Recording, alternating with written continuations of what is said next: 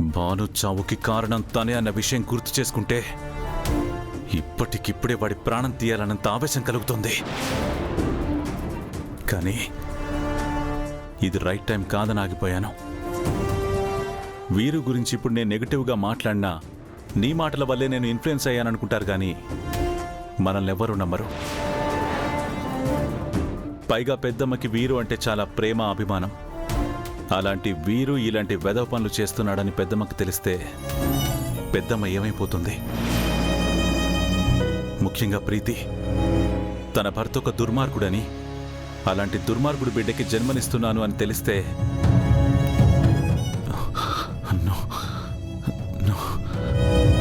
తను చాలా డిస్టర్బ్ అయిపోతుంది. వీడి వల్ల పొలిటికల్ వర్గాల్లో కూడా పెదనాన్నకి పెద్దెదురు దెబ్బే తగులుతుంది. అందుకే నేను సైలెంట్గా ఉండిపోయాను. కానీ భాను చావు కారణమైన వీణ్ణి మాత్రం ఎట్టి పరిస్థితుల్లోనూ వదలను. నేను భరిస్తున్న నిందలు పోగొట్టుకుని పెద్దమ్మ ముందు భాను చావుకి కారణం నేను కాదు అని నమ్మకం ఏర్పడాలి అంటే ఆ నేరం చేసింది వీరు అని వాడి నోటితోనే చెప్పించాలి. అంతవరకు వాణ్ణి ఇలాగే నమ్మిస్తాను. కానీ వాడి దుర్మార్గాలకి అడుగడుగున అడ్డుపడుతూనే ఉంటాను. ఇక నుంచి వాడికి తగిలే దెబ్బ తెలుస్తుంది, గాని ఎవరు కొట్టారు, ఎటు నుంచి కొట్టారో తెలియక కన్ఫ్యూజన్లో బతుకుతాడు. ఇన్నాళ్ళు నేను అనుభవించిన నరకాన్ని వాడనుభవించేలా చేస్తాను.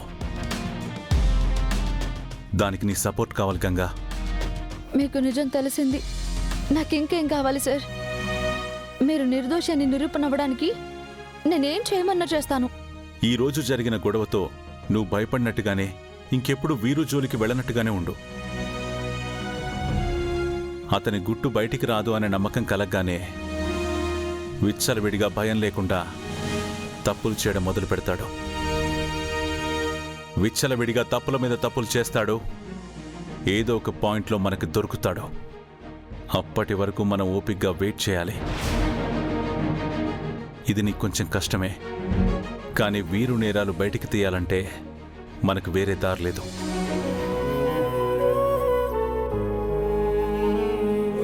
మీరు తోడుగా ఉంటే నాకే కష్టమూ ఉండదు సార్. మీకోసం ఇలాంటి అవమానాలు ఎన్నైనా భరిస్తాను. మీరు నిర్దోషిగా నిరూపణ కావాలి. మన కుటుంబాన్ని నాశనం చేయాలనుకున్నా ఆ వీరు పంతం నెరవేరకూడదు.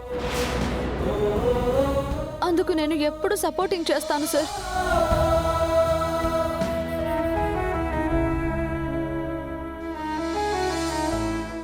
Thank you Ganga.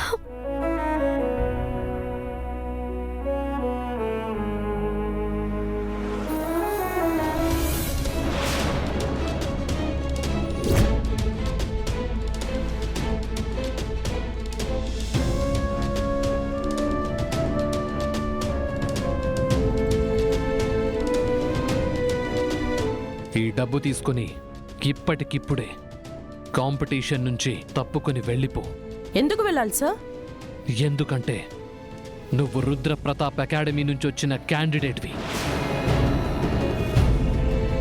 నువ్వు గెలిస్తే ఆ రుద్ర ప్రతాప్ గెలిచినట్టే అవుతుంది. కాబట్టి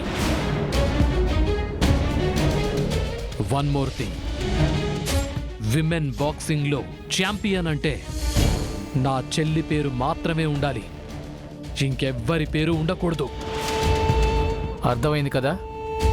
ఆ డబ్బులు తీసుకొని వెళ్ళిపో.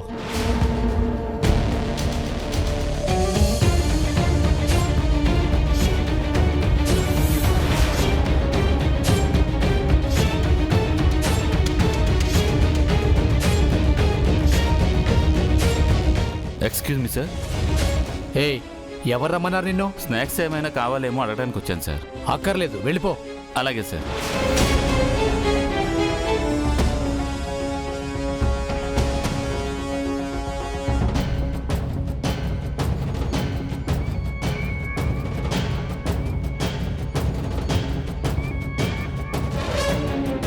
ఈ డబ్బు మీ దగ్గరే ఉంచండి సార్. దీంతో నాకు అవసరం లేదు. రేపు నేను గెలిచాకొచ్చే పేరు, మా అమ్మా నాన్నల సంతోషం, రుద్రా సార్ కళలో కనిపించే గర్వం ముందు ఇది చాలా చిన్నది.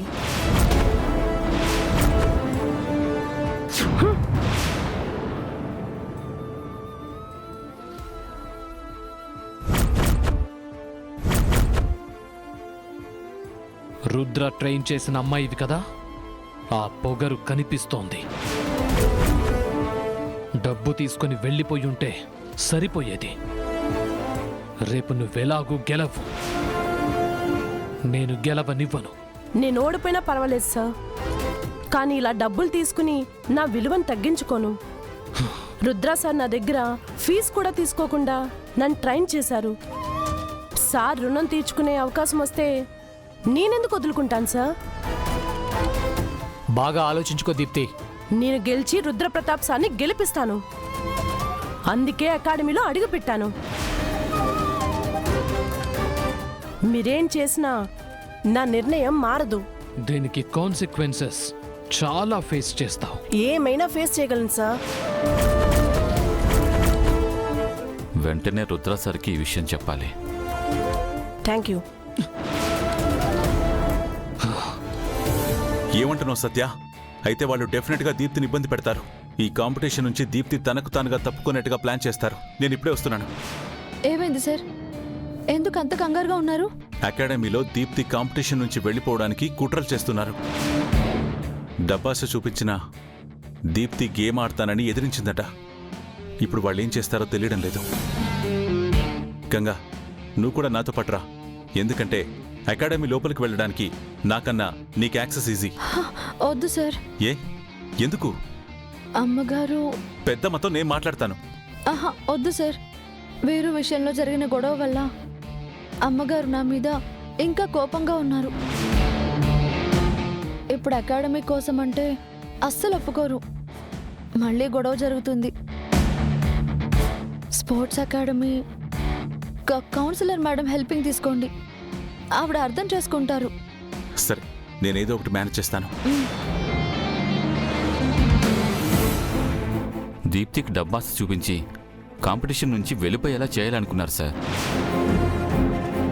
అలా జరగపోయేసరికి తనకి అకాడమీలో వర్కౌట్స్తో పాటు వేరే క్యాండిడేట్స్ వర్క్స్ కూడా చేయిస్తున్నారు సార్. ఛే! రూల్స్కి విరుద్ధంగా వెళ్ళకూడదన్న ఒకే ఒక్క కండిషన్ వల్ల కట్టిపడేసినట్టు అయిపోయింది సత్య. గంగైన వచ్చుంటే కాస్త దీప్తికి సపోర్టుగా ఉండేది. కానీ తను పెద్దమ్మకిచ్చిన మాట వల్ల రాలేకపోయింది. అన్ని రకాలుగా మనకి బంధించేసినట్టుగా ఉంది. మీరేం కంగారు పడకండి సార్. దీప్తి చాలా ధైర్యవంతురాలు. వాళ్ళని ఎదిరించి ఎలాగైనా కాంపిటీషన్లో గెలుస్తుంది. కాంపిటీషన్ వరకు వస్తే ప్రాబ్లం లేదు సత్య. ఈలోపు వాళ్ళు ఎలాంటి కుట్రలు చేస్తారో తెలీదు. అదే నాకు టెన్షన్గా ఉంది. వాళ్ళు క్యాండిడేట్స్ కోసం ఫుడ్ ఆర్డర్ చేశారు సార్. అది నేనే డెలివరీ చేస్తాను. అప్పుడు దీప్తి కండిషన్ ఏంటో తెలుసుకుని మీకు ఇన్ఫార్మ్ చేస్తాను. మీరేం టెన్షన్ పడకండి సార్.